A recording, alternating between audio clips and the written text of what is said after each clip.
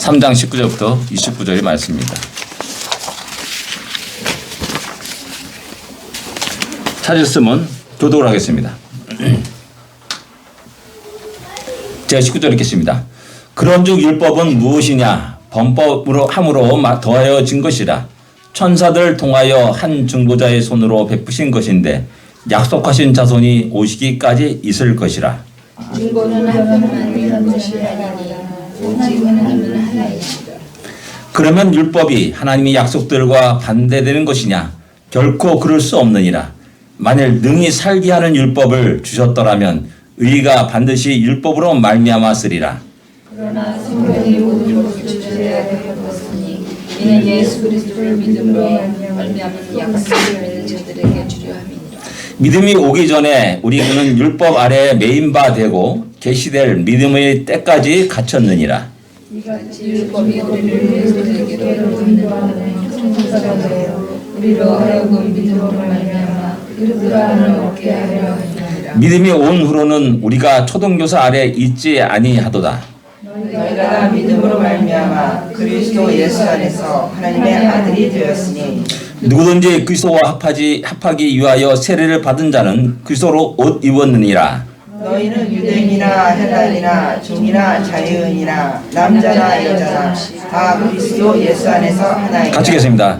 너희가 그리스도의 것이면 곧 아브라함의 자손이요 약속대로 유업을 이을 자니라. 아멘. 아멘. 3장 전반부 지난주 설교에서 사도 바울은 갈라디아 교회들에게 4가지 질문을 던지면서 그들의 믿음이 흔들리지 않고 굳건하기를 촉구하고 있습니다. 누가 너희를 깨더냐라고 첫 번째 질문을 던집니다. 그리고 너희들이 성령 받은 것이 율법의 행위로냐 듣고 믿음으로 말미암느냐라고 또 질문을 합니다. 너희가 성령으로 시작하였다가 육체로 마치겠느냐라는 질문도 던집니다. 너희가 지금까지 받은 많은 괴로움이 헛된 것이냐라고 이렇게 질문을 던집니다. 그러면 우리 마음속에 일어나는 게 질문이 뭐냐면은 그럼 율법은 이제 사라져야 될 것인가? 무용한 것인가? 라는 질문이 이렇게 일어나게 됩니다. 그런 율법을 하나님은 왜 우리에게 주셨는가? 라는 생각도 들게 됩니다.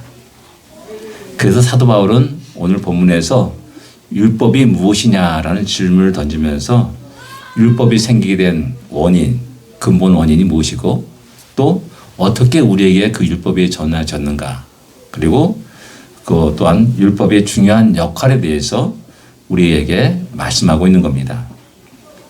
첫 번째 우리가 율법이 생기게 된 이게 또 거꾸로 됐네요.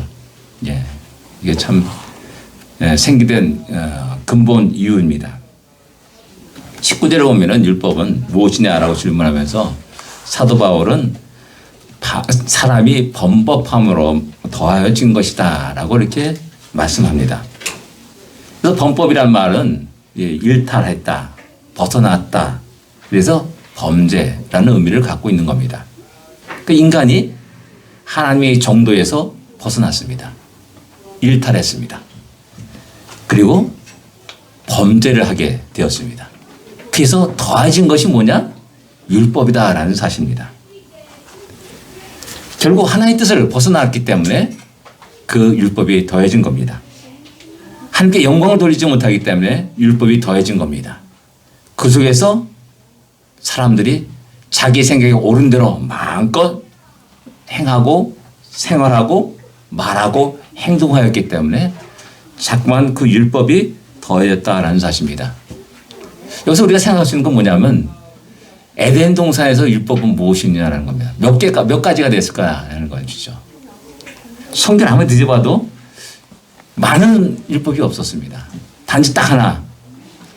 모두로 다 허용했어요.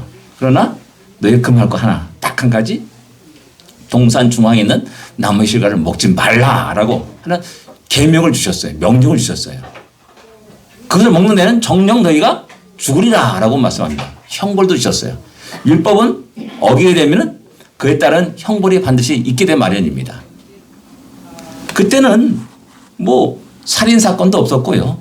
도둑질도 없었고요. 뭐 시기할 대상이 없지 않습니까? 아담과 하와뿐인데. 그러니까 없었다는 겁니다. 근데 아담이 범죄함으로 말미암아 에덴성에 쫓겨납니다. 그리고 에덴 동쪽에 거주하게 되죠. 그리고 나서 이제 하나씩 율법이 첨가되기 시작합니다. 제일 먼저 일어난 사건 뭡니까? 가인이 아벨을 쳐 죽이는 살인사건입니다. 피를 흘렸지 않습니까? 그래서 피에 대한, 살인에 대한 계명들이 쭉 그 다음에 이어져 나오게 되는 겁니다. 점점 하나님을 섬기지 않아요. 사람들이 경거망동하고요. 자기 생각대로 살아가요. 그래서 하나님은 이게 안 됐다. 그래서 안식일 규례를 제정하십니다. 그날에 너와 나를 만나자. 모여라. 라고 말씀하시는 것이죠. 그리고 또 거룩히 지키라 라고 말하고 있고 그 거룩히 지키는 어떻게 지키냐? 일하지 말라라는 그 규정을 또 이게 해나가고 있습니다. 그 전까지는 아마 사람들이 많이 안식일 예배 탁 드리고 야 신나게 놀자 하고 재밌게 놀았을 겁니다. 그거 아니다. 안식일 날은 거룩히 지켜라. 그건 뭐냐면 일하지 말라라는 것이죠. 일하지 말라는 것 때문에 야 푹 뭐 그런 식으로 이해했지만은 주님은 하나님 일하니 아버지가 일하니 나도 일한다 라면서 안식일날 병 고치고 또 불쌍한 사람 돕고 하는 그런 일들을 행했음을 성경은 우리에게 이야기해주고 있습니다. 그래서 하고 점차 우리의 죄악 때문에 범법 때문에 자꾸만 더해지고 있다는 겁니다. 하나님을 떠나서 일탈하는 경우가 많습니다. 그래서 야 1년에 최소도 이날은 너희들이 모여라. 오순절날 모여라. 유월절날 모여라.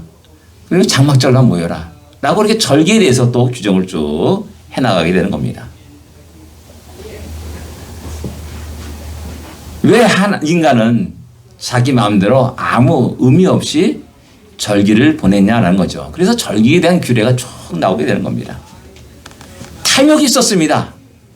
그러니까 도둑질에 대한 또 율법이 또 나오게 되는 겁니다. 도둑질하게 되면 4배나 갚아라. 뭐 이런 식의 또 규정이 쭉 나오게 되는 것이죠.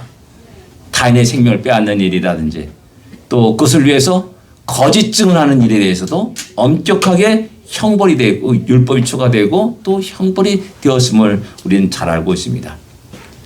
농경사에서 마찬가지예요. 여러 가지 종과 주인과의 관계 또 가족 간의 어떤 가는 문제라든지 어떤 범죄들 그런 문제들이 율법들이 계속 첨가되었다는 사실입니다. 이런 율법을 크게 분류하면 하나님에 대한 범죄 즉 하나님을 떠나고 경배치 않냐고 그것 때문에 규정되는 많은 율법들이 일어나게 됩니다. 그리고 또 그 다음에는 이웃 간의 문제 속에 일어나는 범죄 때문에 일어나는 일들 살인과 간음과 도둑질과 거짓 증언과 또 여러 가지 빚을 갚고 꾸주고 갚고 하는 그런 규정들을 갖다가 해나가게 됩니다. 살에 대한 율법도 있습니다. 고아 객과 가부를 돕고 또 그들의 필요를 채워주는 것 그런 것을 또한 율법에 규정하고 있다는 사실입니다.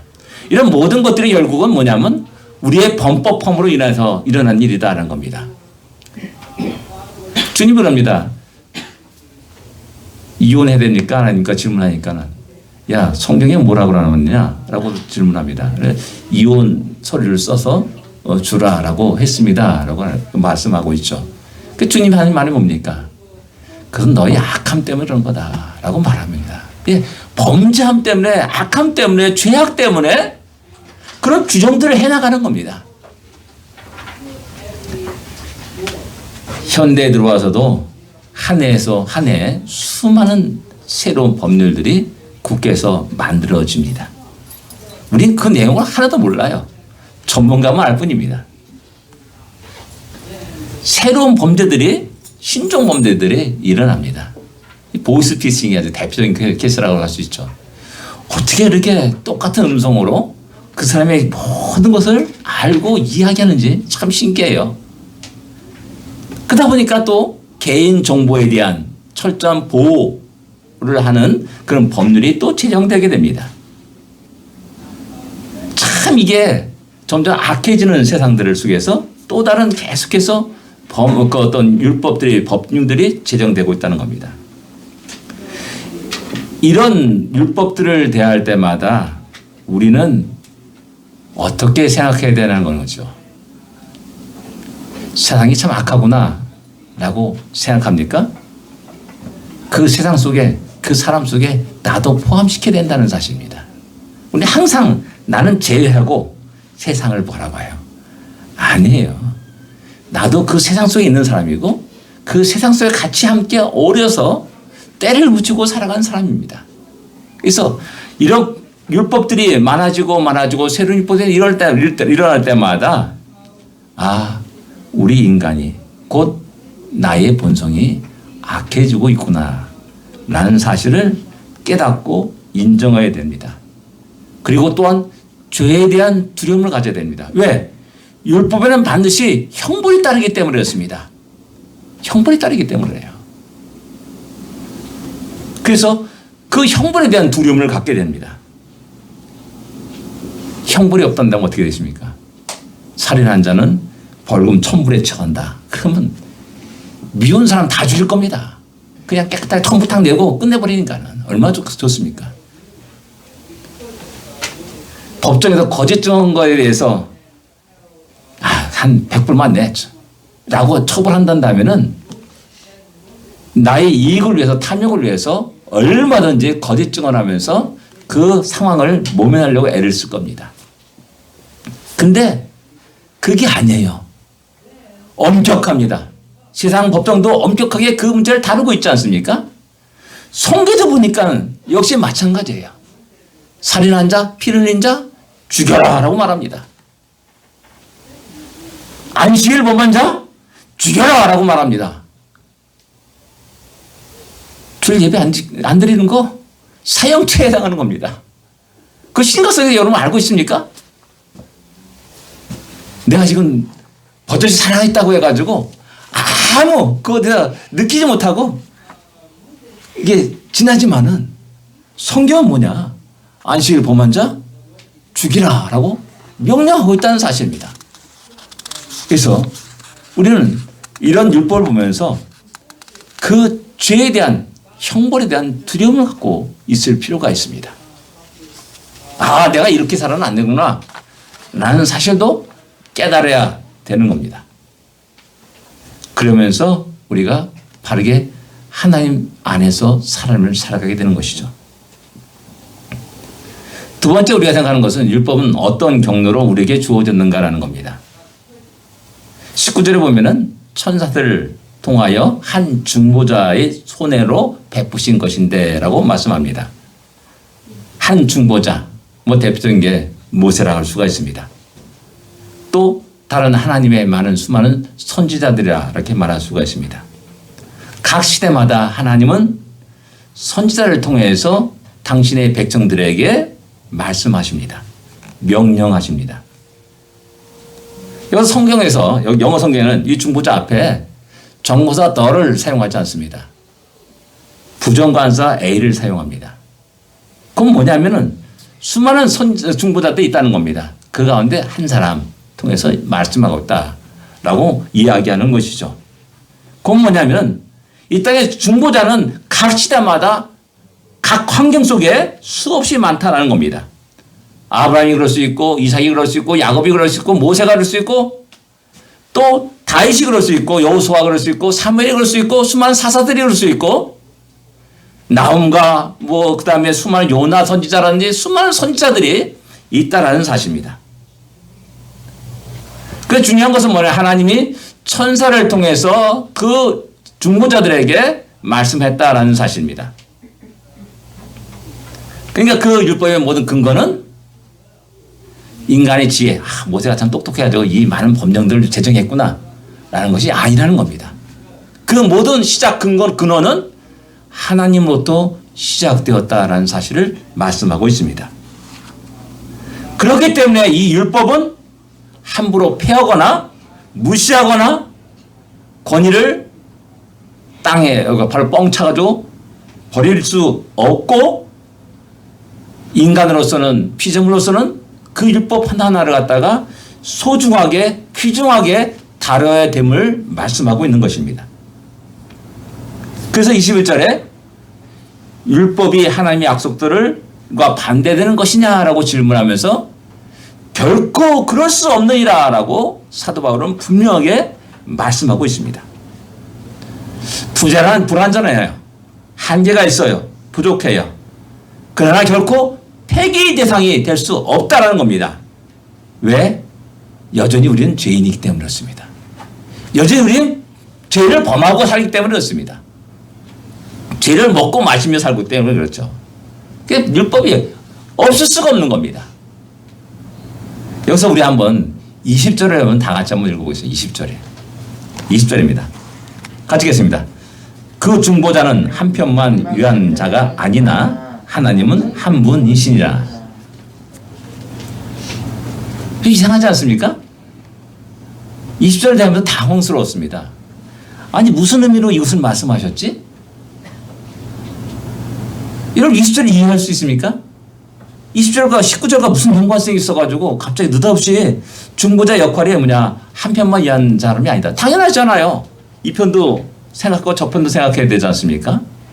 근데 느닷없이 그 다음에 하는 말이 뭐냐면은 하나님은 한 분이시다라는 말이 툭 튀어나와요. 너무나 엉뚱한 말이에요. 야 이게 무슨 의미자? 이게 무슨 뜻인가? 왜 하나님은 바울을 통해서 이 말씀을 여기다 딱 집어넣으셨는가?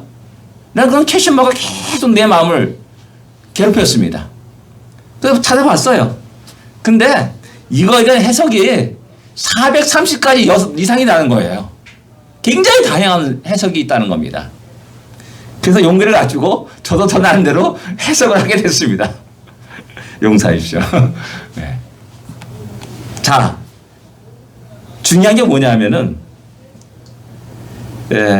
중보자 역할을 하면서 뜬금없이 하나님은 한 분이시다라고 말씀하시는데 중요한 포인트가 뭐냐? 하나님은 한 분이시다는 말씀과 반대되는 개념이 무엇이냐?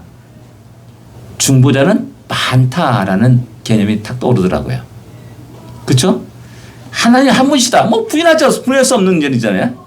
그러나 중보자는 여러 사람들 이 편 저편을 한 편을 중개하는 중보자들은 많다는 겁니다. 각 시대마다 있었습니다. 각 나라마다 있었습니다. 이스라엘도 있었고 남쪽 유다도 있었습니다. 뭐 이런 상황이 나올 수가 있습니다. 즉 모세에게 주어진 율법을 말씀하신 분도 하나님이시라는 겁니다. 사무엘에게 말씀하신 하나님도 한 분인 하나님이시라는 겁니다. 그래 많아요. 모세도 있고 여호수아도 있고 다윗도 있고 사무엘도 있고 다른 수많은 사사들도 있고 엘리야도 있고 엘리사도 있고 미가 선지자도 있습니다. 수많은 사람들에게 많은 중보자가 있지만은 그러나 그들에게 말씀하신 분은 1000년 전이나 500년 전이나 100년 전이나 지금 현재도 역시 한 분 하나님이다라는 거죠. 한 분뿐인 하나님이시다. 이게 왜 중요하냐? 우리는 모세가 말한 그 율법은 3000년, 4000년, 3000년 전에 그 일이기 때문에 고전으로 취급합니까? 아니라는 겁니다. 옛날 사람의 한계 속에서 일하는 일이냐는 겁니다. 아니라는 겁니다. 지금 현재 말씀하신 그 하나님이 3000년 전에 모세에게 말씀하셔서 우리에게 그 말씀을 전해주셨다는 사실을 이야기하고 있는 겁니다. 그것은 뭐냐면은 율법은 또 주의 말씀은 성경은 통일성을 갖고 있다는 사실을 이야기하고 있는 겁니다. 통일성을 갖고 있다는 말은 모든 시대를 초월한다는 말입니다. 2000년이나 3000년이나 관계없습니다. 이 말씀은 영원토록 모든 인간들에게 피조물들에게 적용돼야 될 절대 기준이요 절대적인 말씀이라는 겁니다. 아멘. 통일성입니다. 모든 환경 속에서 마찬가지입니다. 모든 문화 속에서도 그 말씀하신 하나님은 한 분으로서 동일하게 얘기하고 있다는 사실을 이야기하고 있는 겁니다. 우리 대한민국 문화 속에서 이 말씀이 적용 안 됩니까? 적용해야 된다는 말입니다. 이슬람 세계 속에서 이 말씀이 적용 안 됩니까? 적용해야 된다는 겁니다. 그래서 선교사들이 복음을 들고 말씀을 가지고 그들에게 가는 겁니다. 다른 걸 얘기하지 않습니다. 복음을 들고 복음을 이야기하는 겁니다. 저 밀림 오지에 벌거벗고 살아가는 야만인들에게도 동일하게 적용되어야 될 말씀이요 계명이라는 사실을 갖다가 우리에게 이야기하고 있는 겁니다. 그래서 히브리서 1장 1절에서 옛적의 선지자들을 통하여서 여러 부분과 여러 모양으로 우리 조상들에게 말씀하시는 하나님이라고 말씀하는 겁니다.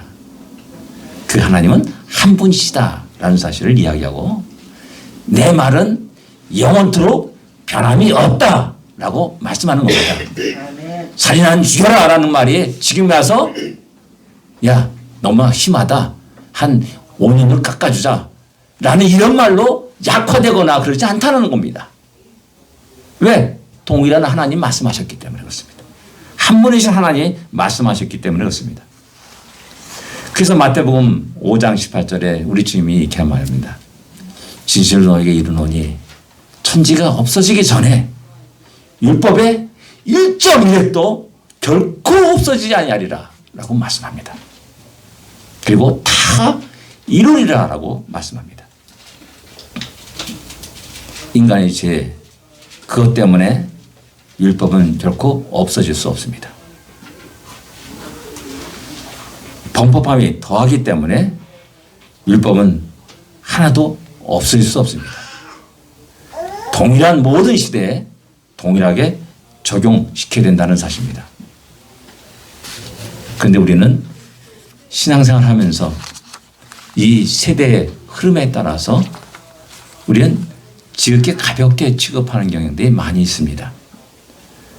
하나님 주의 말씀에 나타난 그 형벌들을 갖다가 약화시키는 경향들이 많이 있습니다. 대표 케이스로 우리 지옥에 대한 무서운 형벌입니다. 야, 뭐 지옥이 그런 게 어디 있어? 이러면서 비아냥거리면서 조롱하는 사람도 있습니다. 그러나 우리는 믿습니다. 그곳에 가게 되면 영원한 형벌을 받으면서 영원한 고통 속에서 살아갈 수밖에 없다는 사실을 우리는 잘 알고 있습니다. 근데 세상의 풍조에 따라서 살아가다 보면 아이 뭐 그냥 이판삼판 뭐지 적당히 살면서 살아가지. 뭐 인생 다 죽으면 끝이야. 죽으면 끝이 아닌 게 문제인 겁니다. 죽음의 끝이 아니라 영원한 시간의 시작을 얘기하는 거 아닙니까? 그래서 이 시대에 내가 어떻게 살 것인가가 중요하게 되는 것이죠. 그렇기 때문에 우리는 오늘을 이 시대를 우리의 인생을 심각하게 하나님 앞에서 살아가려고 하는 겁니다. 세 번째는 율법의 중요한 역할입니다. 20절에 보면 성경이 모든 것을 죄 아래 가두었다라고 이렇게 말씀합니다. 여기서 성경이라는 말은 율법이 다른 말로 표현한 것이라 할 수가 있습니다. 성경은 모든 사람이 죄인이라고 딱 규정시켜 버렸습니다. 모든 사람이 죄를 범하였다라고 말씀합니다. 의인은 없나니 하나도 없다라고 아주 강하게 이야기하고 있습니다. 23절에 보면은 믿음이 오기 전에 우리는 율법 아래 매인 바 되었다라고 말씀합니다. 율법에 매인 바 된 사람이라. 그리고 이어서 갇혔느니라라고 또 말씀합니다.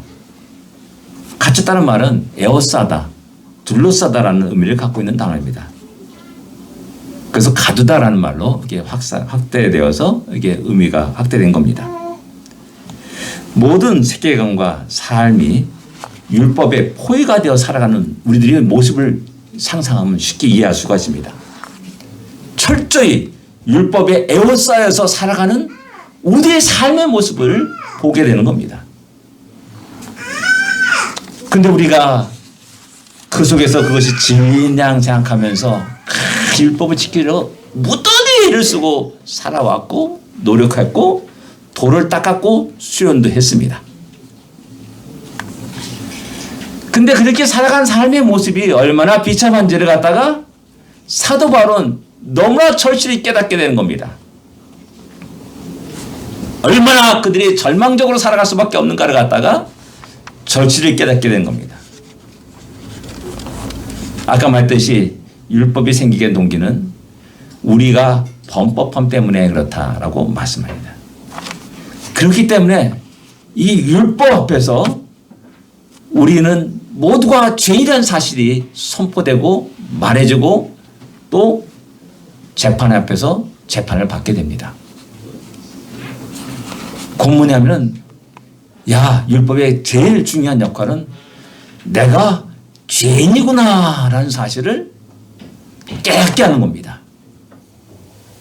차를 몰고 갔는데 갑자기 뒤에서 반짝반짝 하면서 경찰이 따라오면서 나를 세워요. 아, 무슨 문제냐 했더니 나에게 티켓을 딱 하나 주더라고요. 난 전혀 문제없이 바르게 운전했다 생각하는데 보니까 뒤에 브레이크 등이 안 들어오는 겁니다. 그걸 잡는 거예요. 아, 내가 그건 뭐 무슨 법인지 모르겠지만 그걸 어겨가지고 티켓을 받는구나 라는 것을 알게 된 겁니다. 저는 몰랐어요. 괜찮은 그냥 다녔어요. 아무 의식 없이 다녔어요. 뭐 수리도 않고 다녔어요. 근데 헤드라이트 나갔다고 잡고 뭐 그러더라고요. 아, 이것도 되는군. 그리고 잡을 수 있고 티켓 받는구나. 그래서 다 수리하게 되는 것이죠. 예, 마찬가지예요. 율법은요, 우리를 하여금 너가 인생 살아가는데 너 이거 잘못했어. 저거 잘못했어. 너 실수했어. 뭐 그런 걸 계속 지적해 주고 있는 겁니다. 그래서 아, 내가 죄인이구나 라는 사실을 깨닫게 되고 인정하게 됩니다. 여기까지는 다 잘합니다. 근데 문제는 뭐냐 하면은 그 다음에 그 죄가 형벌이 어떤지를 모르고 살아갑니다. 망각합니다. 예, 뭐 티켓 하나 받은 거 뭐 그 대단한 거냐고 그냥 넘어갑니다. 근데 우리가 소홀히 다루는 율법, 이것도 우리 지금 현재 관점에서 별 볼 일 없다고 생각하는 그것을 성경은 너무나 심각하게 다룰 때가 많이 있는 겁니다. 그것을 알려주는 겁니다. 아까 말했듯이 안식일을 안 지키는 거, 주일날 놀러 가지 뭐, 뭐 돈 벌러 가지 하는 이런 모든 것들이 야, 너 어떤 죄 졌는 줄 알아? 너 사형죄야. 너 알고 있냐? 라고 말하는 겁니다. 깜짝 놀랄 수밖에 없습니다. 내가 죽을 수밖에 없는 죄인이구나. 그걸 느끼는 겁니다. 우리는 살인죄만 죽는 줄 알았는데 아니에요. 부모를 경배하지 않는 거, 그 부모에 대해 공경하지 않고 부모에게 욕하고 하는 거, 너 그거 무슨 죄인지 아니? 성경 보니까 죽여라 그럽니다. 이야, 너무 놀라운 겁니다. 내가 저 사람 저 여자를 너무 사랑해서 살짝 몰래 간음을 해요. 뭐 요즘 간음죄도 없어졌지 않습니까? 나의 성적인 쾌락을 위해서 살아갑니다. 근데 성경 보니까 야, 그게 무슨 죄인 줄 아냐? 너 죽이라 그래. 성경에 너 죽이라 그래. 사형죄에 해당하는 거야 라고 말하는 겁니다. 그럼 어떻게 되면 그 다음에 나는 어떻게 살 것인가? 나는 그 문제가 돼도 되는 겁니다. 나는 절망적인 상황에 빠졌구나. 그럼 나는 어떻게 할 것인가? 나는 그 문제를 제기하지 않을 수 없습니다. 우리 모두가 절망에 빠진 자들입니다. 율법 앞에서 그렇습니다. 율법의 기준에 의해서 그렇습니다. 그래서 사도 바울이 오라 나는 공고한 사람이로다. 여기서 공고하다라는 말은 비참한 사람이다라는 말입니다. 오라 나는 비참한 사람이로다 라고 말하는 겁니다. 사도 바울은 그런 세계 속에 살았는 겁니다. 그것이 진리냐? 열심히 율법을 지키면서 살려고 애를 바둥바둥 쓰면서 살았습니다. 결론이 뭐냐? 오라 나는 절망적이고 비참하고 공고한 사람이구나. 그래서 그 다음에 하는 말이 뭡니까? 이 사망의 몸에서 누가 나를 건져내랴 라고 탄식하는 겁니다. 탄식하게 됩니다. 근데 왜 하나님은 이 율법을 우리에게 주셔서 우리하고는 절망에 빠지게 하고 절망을 느끼게 하고 큰 죄의식을 낳게 하느냐는 겁니다. 그것은 그 다음에 나타나는 게 뭐냐면은 예수 그리스도의 은혜가 얼마나 크고 놀라운지를 알게 하는 겁니다. 내가 구원받은 것이 얼마나 큰 사건인지를 깨닫게 되는 겁니다. 내가 물에 빠져서 허적거리면 다 죽어가는 사람인데 어느 누가 나를 살려준 겁니다. 야, 나 생명 살았구나 라는 그 놀라운 기쁨이 있지 않습니까? 말기암 환자가 극적으로 새 생명을 얻었어요. 치료를 받았어요. 그럼 기뻤지 않겠습니까? 그런 기분인 겁니다. 그런 기분을 갖다가 우리에게 주는 게 율법입니다. 근데 내가 그냥 대충 감기 걸렸다 낫다라고 생각하면은 뭐 감사도 없어요. 기쁨도 없어요. 그렇게 살아가는 겁니다. 근데 율법에서 보니까는 그게 아닌 겁니다. 나는 죄인이구나. 너무나 큰 죄를 졌구나. 그 속에서 나는 무거운 죄의 형벌을 받게 되는구나. 나는 완전 절망적이구나. 소망이 없구나. 깜깜하구나. 라고 생각할 때 우리 주님이 나를 건져주신 겁니다. 야, 다른 거 없어. 나를만 바라봐. 나만 바라봐. 나를 인정해.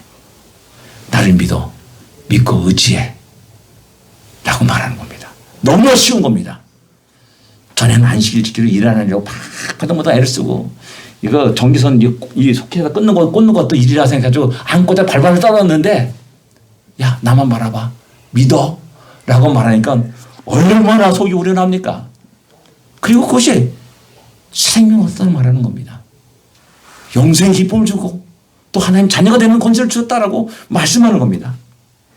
그래서 기뻐 뛰는 수밖에 없고 그 하나님을 찬양하지 않을 수 없고 평생에 나의 모든 것을 들여서 그분을 위해서 살아가고 감사와 찬양과 영광을 돌리며 하나님께 나와서 예배드리고 또 찬양하는 겁니다. 그 다음에 이 율법은 그러면 믿은 사람에게는 과연 율법을 야 그래 나 믿음으로 얻기 때문에 필요 없다. 그것이 아니라는 겁니다. 이 율법은 믿기 전에는 이것이 나에게 그걸 행함으로 말미암아 의롭다함을 얻는 그 수단으로 열심히 그것을 지키려고 애를 썼는데 믿고 나서 보니까는 내가 참으로 어리석은 짓을 했구나. 평생에 어리석은 짓을 했구나 라는 사실을 깨닫고 근데 다시 한번 율법을 딱 보니까는 나는 여전히 죄인이라는 겁니다. 연약한 존재라는 겁니다.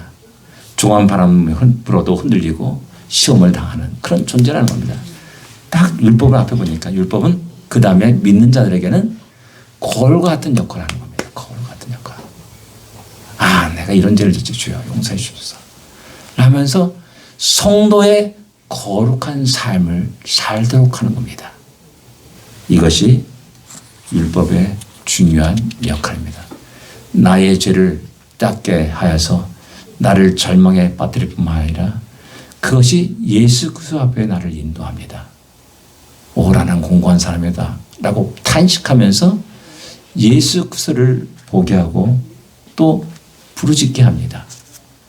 그래서 놀라운 은혜를 경험하게 되고 그 다음에 역할은 나를 항상 돌아보면서 거울을 보면서 나의 참된 모습. 제가 참 앞에서 보니까 괜찮아요.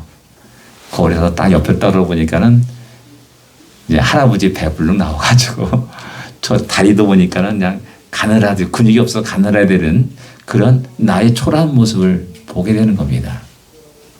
마음은 청춘인데 내 육신을 보니까 거울 앞에 내 육신을 보니까는 초라한 나의 모습인 겁니다. 마찬가지로 우리의 모습이 야 주님으로 말미암아 내가 의롭다함을 얻었구나. 나 의로운 자다 의인이다 라고 자랑하면서 막 펄펄 뛰지만은 그럼 다시 한번 거울을 딱 보니까는 나는 죄인이구나. 그래서 주여 감사합니다. 주여 감사합니다. 하나님 감사합니다. 내가 무엇이 간다 이 놀라운 은혜를 나에게 주시니까 내가 무엇이 간데 이 놀라운 구원을 나에게 부르시니까? 내가 무엇이 간데 하나님 자녀라고 자녀의 권세를 주십니까? 내가 무엇이 간데 영원한 영생을 갖다가 나에게 주십니까? 라는 그런 환희와 감격 고백을 알 수 없는 겁니다. 기도하겠습니다.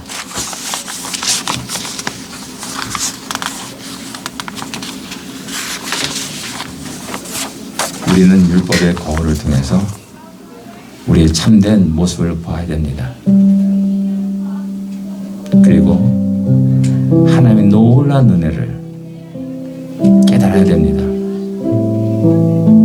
그리고 하나님의 마음에 합당한 자로서의 거룩한 삶을, 성화의 삶을 살아가야 됩니다.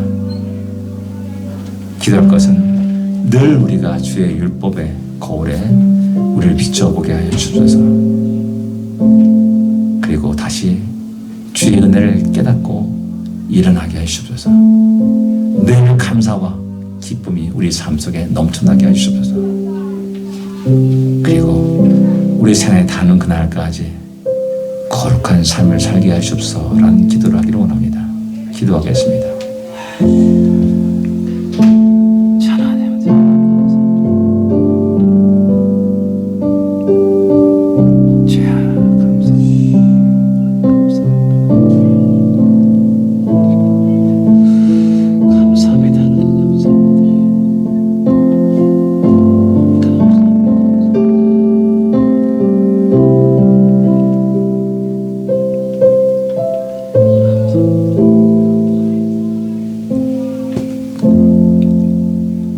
하나님 감사합니다.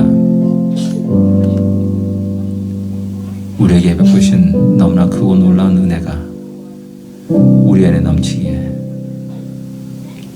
찬양을 주님께 드리며 예배를 드리며 우리의 시간을 드리며 우리의 인생을 드리며 우리의 생명까지 죽는 그 순간까지 주님께 그 모든 것을 드리며 살아가는 우리가 되게 하여 주옵소서.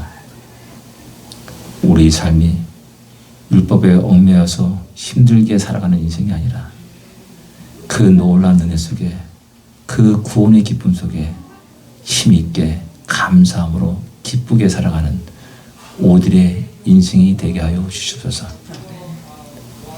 또한 아버지 하나님, 우리의 모든 삶이 주님을 닮는 그런 삶이 되게 하여 주옵소서.